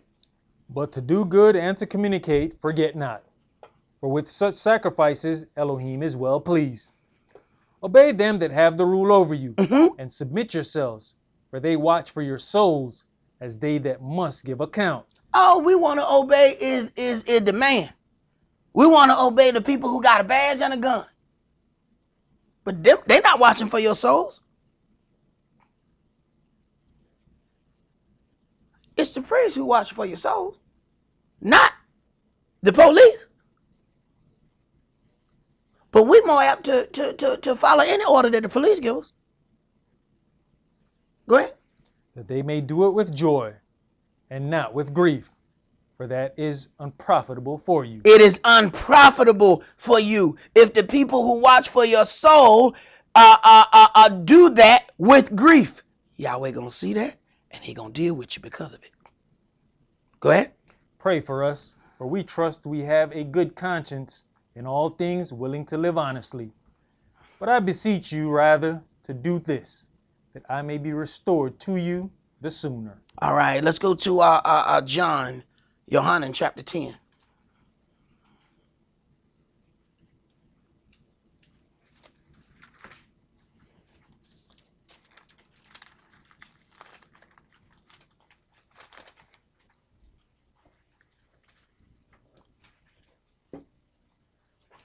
John chapter 10, and let's start that at verse 1.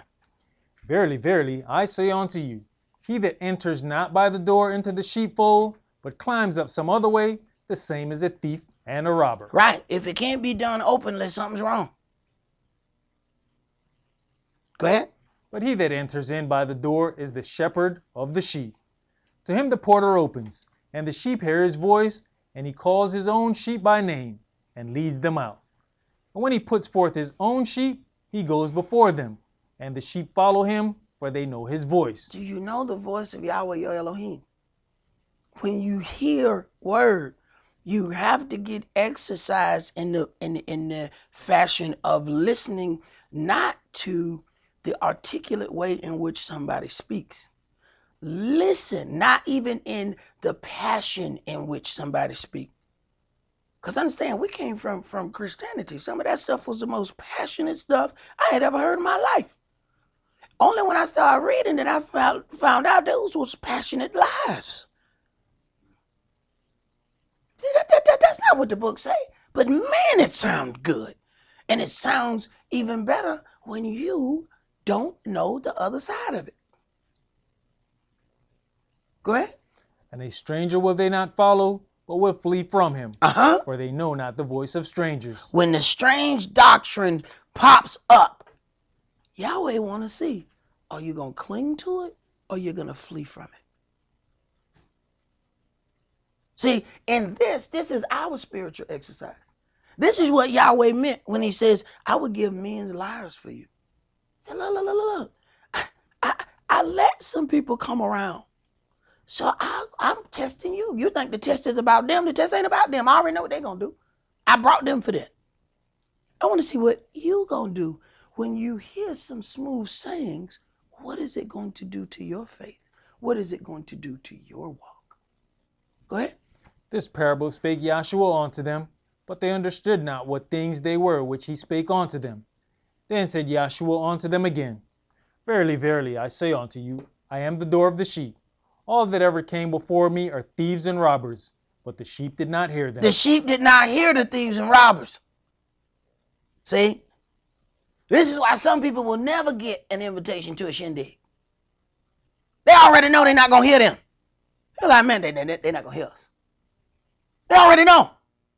So what they need to do is find younger sheep who have not been exercised. Not knowing that they are actually providing your exercise. This is how Yahweh still uses whomever to do his work.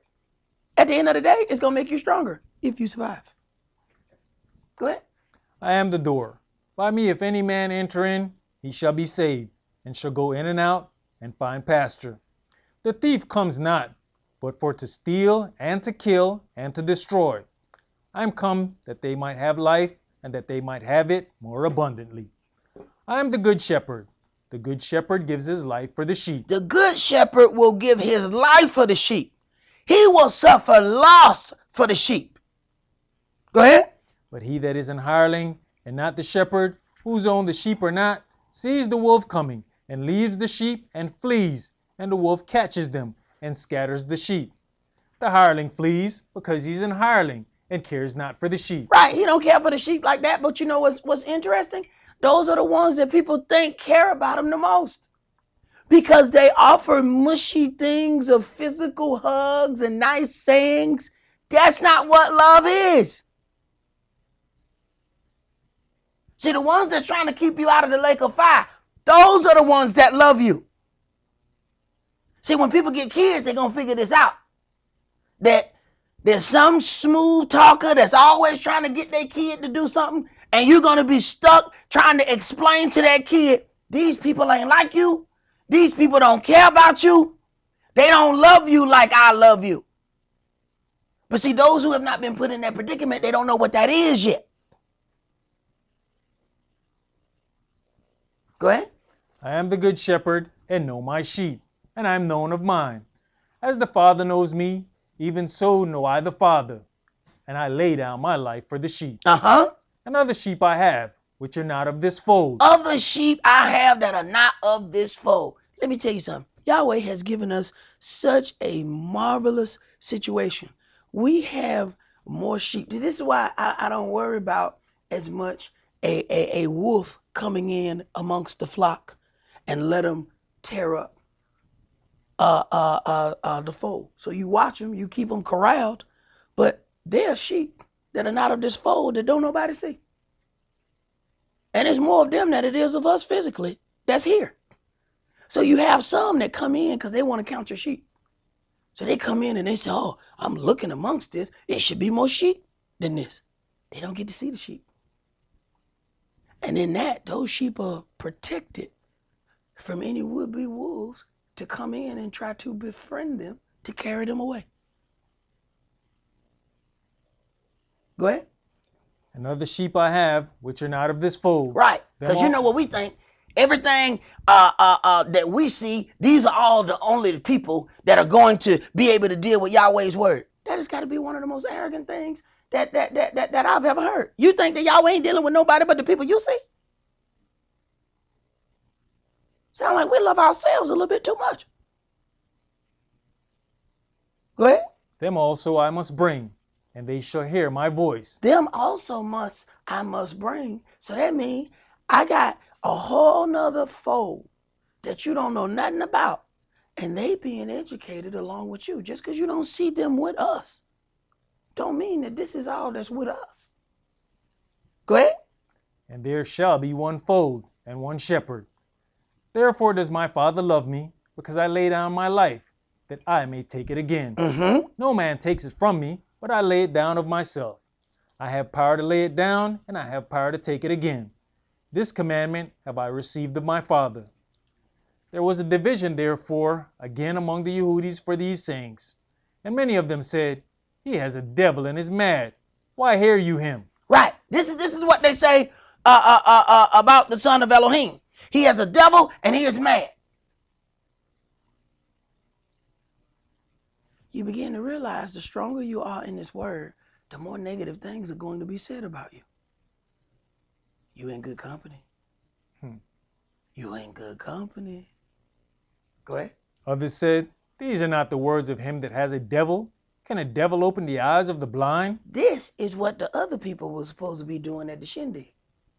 When one group says one thing that's outside the word, the other people were supposed to say, what? Wait a minute. That don't sound according to the word. But see, we so busy trying to get along that by not speaking out against wrongdoing, the other people that sit there and listen are now being subverted. Because another position was never offered. Now, it's difficult for those people to offer the correct thing because they're going to get persecuted right there when they do that. Remember Nicodemus? He first came at night, but eventually Nicodemus got strong. And eventually Nicodemus started talking. And you saw automatically it was indignation. Are you from Galilee too? Right. Go ahead.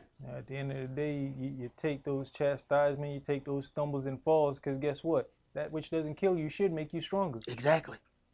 You don't feel stronger right away. And I get that. There's some things that happened to me when my elder was alive that did not make a whole lot of sense while my elder was alive. It makes sense now. But do we stay and walk long enough for it to make sense? Go ahead. Verse 22. And it was at Jerusalem, the feast of the dedication, and it was winter. And Yahshua walked in the temple of Solomon's porch. Then came the Yehudis round about him, and said unto him, How long do you make us to doubt? If you be the Mashiach, tell us plainly. Yahshua answered them, I told you, and you believe not. The works that I do in my Father's name, they bear witness of me. But you believe not, because you are not of my sheep. You believe not because you are not of my sheep. If Yahshua had to deal with this, these ain't my sheep. That's why you cannot believe the word that comes out of my mouth. Go ahead.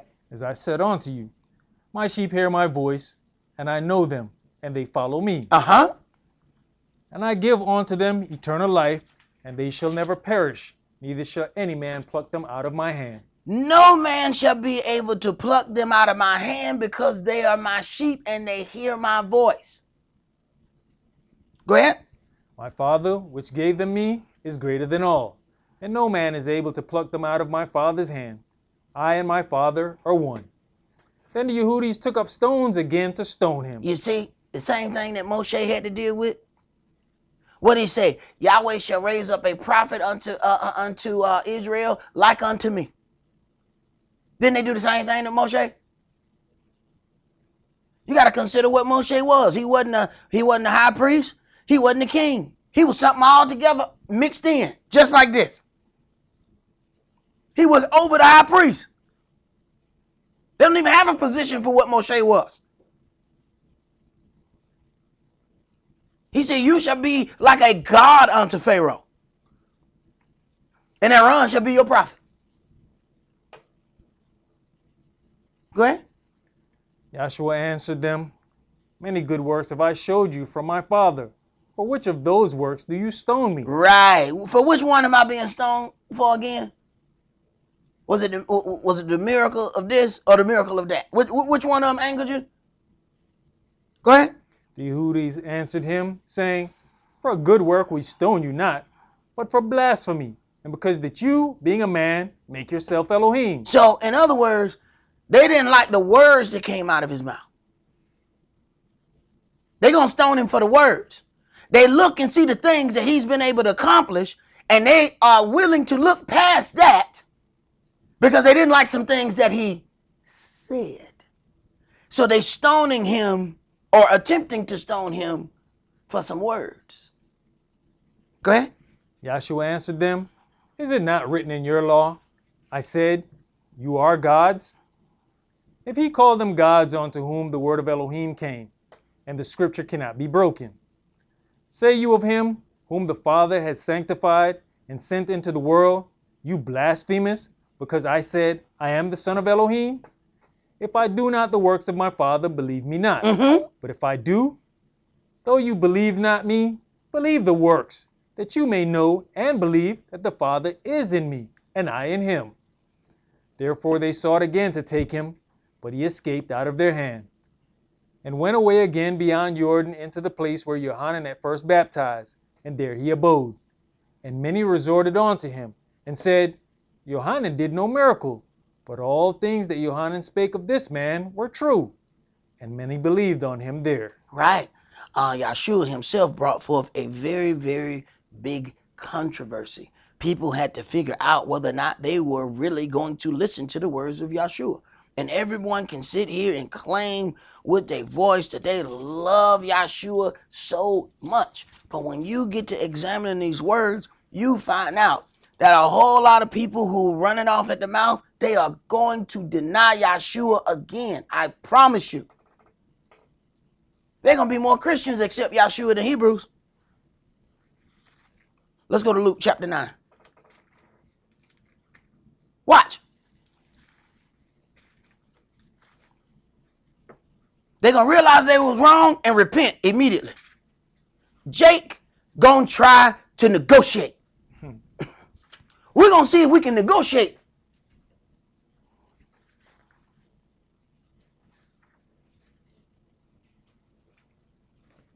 Not knowing we don't have anything to negotiate with. What power do you have to negotiate with Elohim? Luke chapter 9, and let's read verses 49 through 62.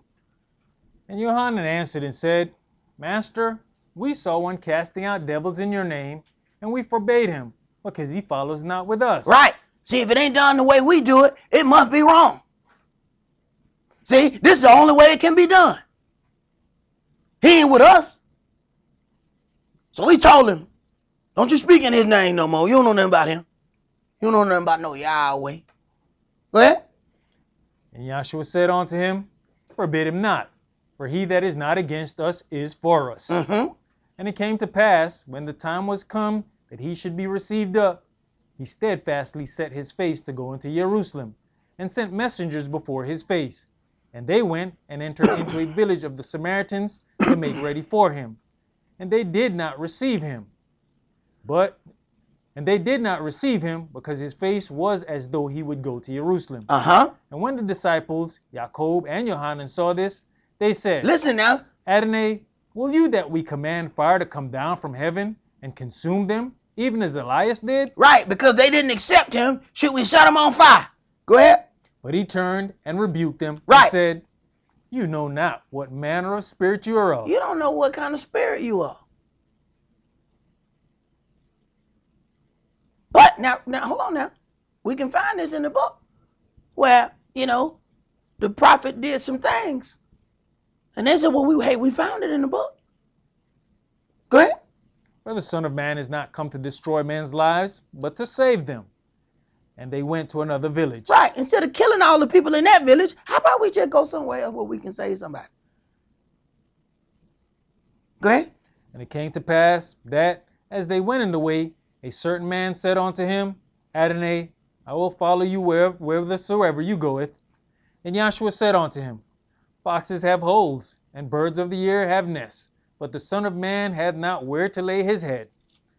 And he said unto another, Follow me. But he said, Adonai, suffer me first to go and bury my father. You'll find that there are some people in the word that every time you turn around, they got something else to do that overrides the service of Yahweh our Elohim. Man, Saul was all the way on the other side of the earth. Man, I got to start making it back.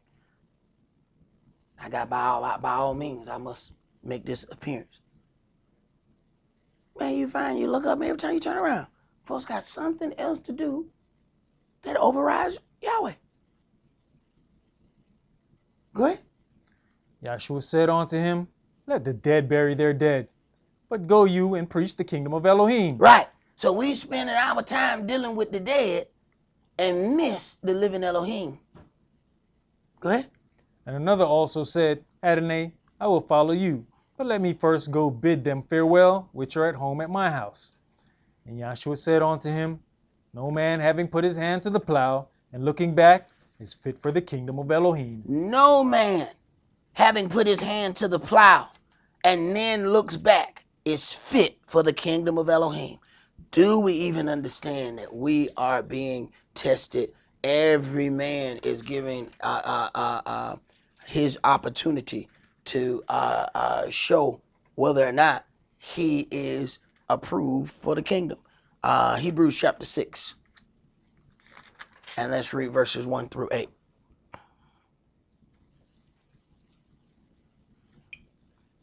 Therefore, leaving the principles of the doctrine of Yahshua, let us go on unto perfection, not laying again the foundation of repentance from dead, not laying again the foundation of repentance from dead works and of faith toward Elohim. Right. Those things of dead works that we once walked in, we have to let that stay in our past. But see, what happens is when we want to go back and start dealing with those, we are now entertaining other spirits. Go ahead. Of the doctrine of baptisms and of laying on of hands and of resurrection of the dead and of eternal judgment.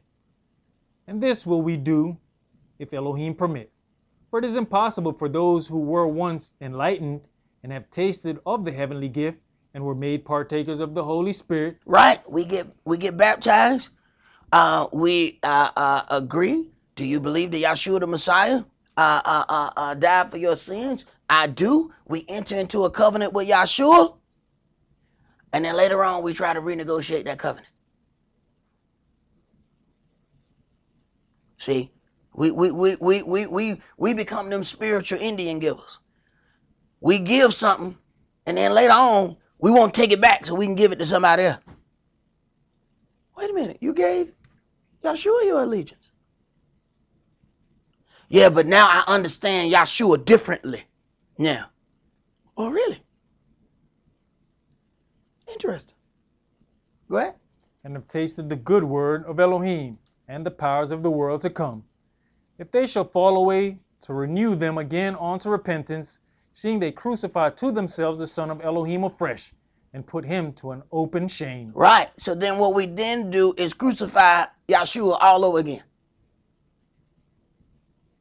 We baptize in his name, and then we come out of the water and crucify him again. Go ahead. For the earth which drinks in the rain that comes often upon it, and bringeth forth herbs, meet for them by whom it is dressed, receive blessings from Elohim. But that which beareth thorns and briars is rejected, and is near unto cursing, whose end is to be burned. Right, but that which bears thorns and briars is rejected. All you have to do is listen to what proceeds out of their mouth, and you're going to see if it's thorns and briars. Anytime we get to the point where there's always some issue about something in the word, I don't feel like this. I don't feel like we ought to do that. I don't feel like we ought to do this. Man, we can look in this book and we know when it talks about the priest, we saw that there were holy garments. We know that the robe is a holy garment, right? Whenever you find yourself in an altercation that somebody is really trying to say, don't wear the robes, who in the hell will argue about wearing a holy garment? There's a different spirit that has been entertained. Are we just going to wear a holy garment when the camera is on us? Are we serving Yahweh or are we serving the damn internet? Who are we serving? So if the power go out and we going to sing to Yahweh, let's just all put on booty shorts because can't nobody see us. You think Yahweh can't see in the dark? Let us hit a conclusion of this matter. Let's go to Matthew chapter 12. We love our Elohim, but then we're going to limit him at the same time. You don't think he can see us?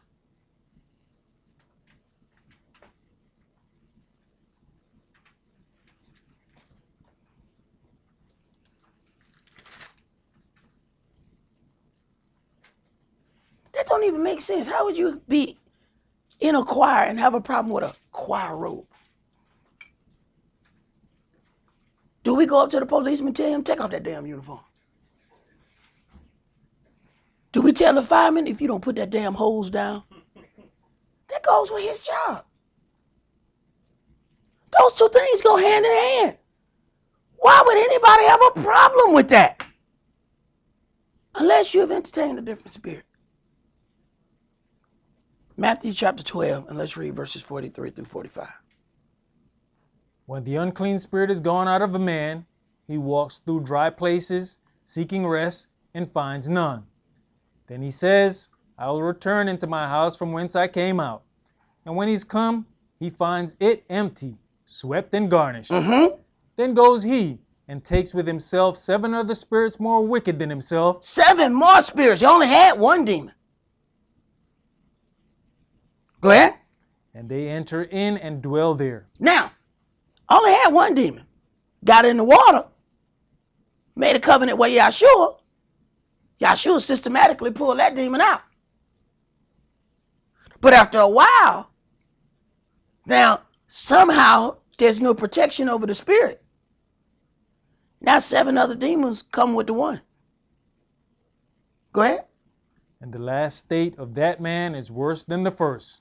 Even so shall it be also in this wicked generation. Now, let us hear all of these things and let everything that Yahweh has brought in our presence be used to make us stronger. And let us also leave an open door even unto those who have gone through things, you know, because we don't know if people will eventually see the error of their ways and turn and repent from that. And if anybody repents from the error of their ways, then who knows what Yahweh is going to do. But we know what the book say. And that's all we can tell them. I can't tell nobody what Yahweh is going to say. No, this person can't deal, or no, because according to this word, Dawid shouldn't have got another chance, but he did. But I can't take the chance of thinking that I'm going to have the same protection that Dawid had. I mess around and do that, and y'all never see me again. So I can't make that kind of assumption. But I can tell you what thus says Yahweh my Elohim, and then let every man seek Yahweh on his own behalf to see what Yahweh will say concerning those things. And when you have situation and you have inside information about those things, instead of agreeing with those people, why don't you pray for them? That's what you do when you love somebody, not just sit there and agree with them. Pray for them. That's what you do. And hope that Yahweh will recover them from the error in which they see the word. But nonetheless, guess what? Your strength from going through it shall not leave you. Whether they recover from their error or not, you have been strengthened, whether you know it or not. That's all that we're going to do for today. Remember the Sabbath to keep it holy. Shabbat shalom. Shabbat shalom.